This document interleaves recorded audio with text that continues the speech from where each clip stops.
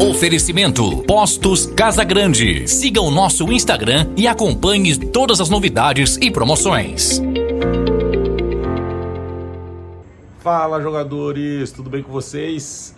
Infelizmente ontem, não tivemos o feedback, porque pela primeira vez desde a criação do canal eu não consegui assistir nos detalhes tanto o jogo do Vitória quanto o jogo do Bahia, Todo mundo sabe que eu estava em São Paulo jogando a Liga Nacional de Futebol. Aliás, agradecer a equipe do Bahia, que me recebeu tão bem, a minha reestreia com a camisa do clube. Acabamos vencendo o Sport Recife por 2-0, continuamos vivos na competição, então muito feliz, muito lisonjeado por novamente vestir a camisa, o manto tricolor e poder fazer uma grande reestreia com a camisa que me deu tantas alegrias como profissional de futebol.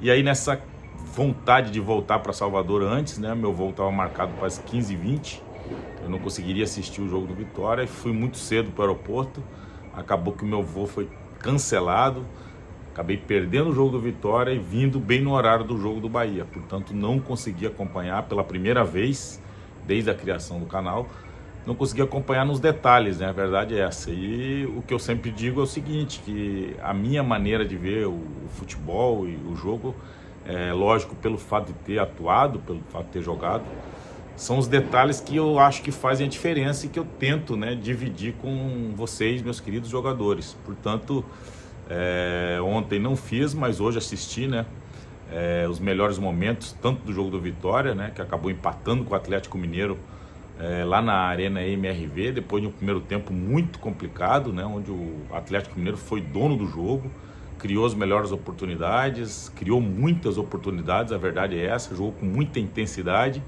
E o Vitória só conseguiu através de uma falta, dos pés do Lucas Esteves, uma bola perigosa que bateu na trave.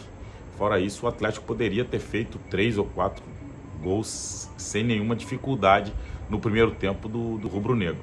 Já no segundo tempo não, logo aos 2 minutos o Atlético ainda teve uma chance, uma bola no travessão, mas a partir dos 13, aos 17 minutos, acho que foi o gol do Wagner Leonardo. Wagner Leonardo que falhou no primeiro gol do Atlético Mineiro, achei que foram 3 falhas. Primeiro que ninguém encostou no zagueiro, que criou a jogada. Depois o Wagner Leonardo perde o tempo da bola, o Vargas escora e o Lucas Esteves não consegue tirar o chute do Veras, que acabou fazendo 1-0.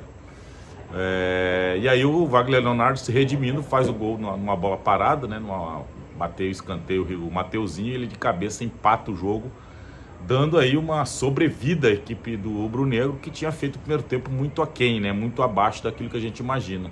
E aí num contra-ataque, e aí é difícil entender, porque eu acho que esse Milito, ele tem um jogo meio suicida de comandar o Atlético Mineiro, e os números têm mostrado isso. Ele está bem nas Copas, mas não faz o mesmo campeonato no Campeonato Brasileiro.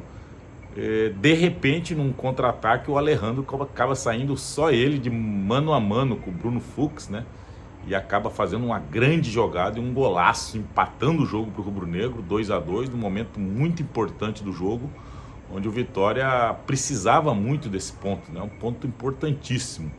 E aí hoje eu fui votar e o torcedor do Vitória, tá vendo, você falou que o Alejandro não ia fazer 6 gols, e o Alejandro vai pro 7º gol na competição, número legal, feliz com os gols do Alejandro, ele já tinha feito um golaço de bicicleta, agora faz esse outro golaço, uma jogada individual.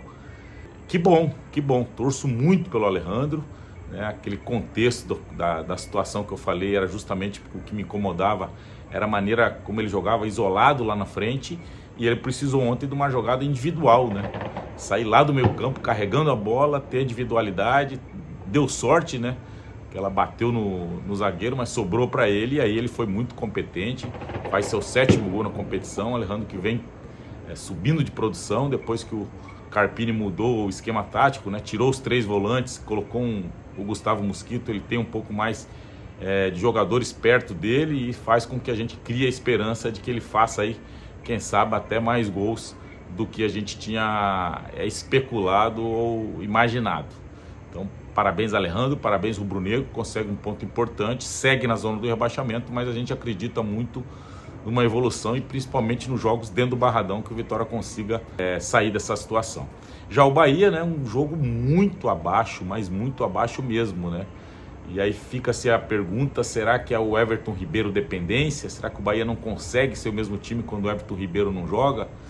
Eu acho que o fato do Rogério utilizar muito pouco o Carlos de Pena, por exemplo, que entra sempre durante só 15, 10, no máximo 20 minutos nos jogos, isso tira um pouco da confiança do atleta e ficou nítido ontem a falta de confiança que o Depena tem jogado na equipe do Sport Clube Bahia. Foi muito abaixo, o Bahia foi dominado completamente pelo Flamengo, só teve 2 chances boas de gols, uma na cabeça do Tassiano no primeiro tempo e no segundo tempo numa cabeceada do Luciano Juba.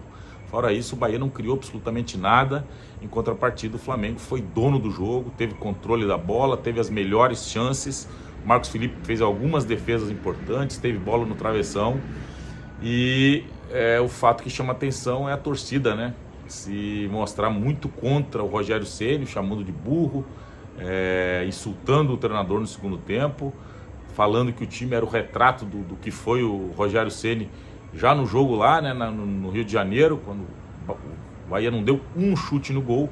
Ontem o Bahia mais uma vez foi muito abaixo. O Rogério Ceni 15 jogos contra o Flamengo, nenhuma não conseguiu vencer o Flamengo até hoje. E ontem foi pro 4º jogo nessa temporada que perde pro Flamengo. Então, números aí bastante preocupantes pro Sport Clube Bahia, né? Quando se perde um atleta, o time sente demais, e o Everton Ribeiro foi esse atleta ontem.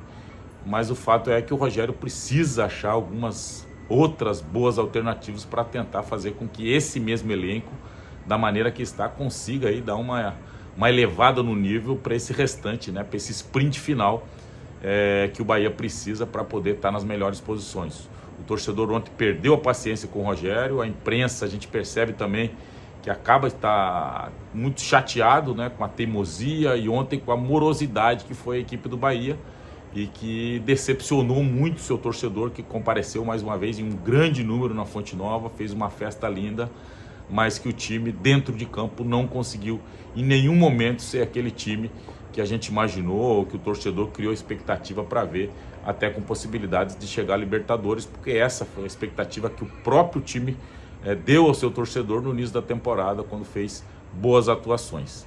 O Bahia segue ali no meio, né? Caiu um pouco na tabela, mas ainda tem, claro, muitos jogos pela frente. A gente espera, como eu falei, que o Rogério tenha um pouco mais de humildade, talvez, de discernimento daquilo que está acontecendo, né? Busque as pessoas que estão à sua volta, elementos para achar alguma fórmula de o Bahia sair dessa situação, né? 15 jogos perdendo para o Flamengo, nunca venceu o Flamengo como treinador, parece. Então, muito preocupante o momento que o Bahia vive, claro, né, em comparação àquilo que a gente imaginava no início do ano, mas eu acho que dentro do projeto do City aí ainda há esperança de que o Bahia consiga ainda esse ano dar ao seu torcedor um pouco mais de calma, de tranquilidade, para que ele siga acreditando nesse projeto que obviamente a gente sabe que é a médio e longo prazo. Tá certo, galera? Esse é o Momento Feedback de hoje. Queria agradecer a todas as mensagens, a galera me cobrando, pedindo para que eu fizesse o feedback. Hoje, na minha ida, a minha votação, aliás, para parabenizar o Bruno Reis, né? Reeleito prefeito de Salvador, um grande amigo, um grande cara que eu gosto de graça e que vai comandar a cidade por mais 4 anos.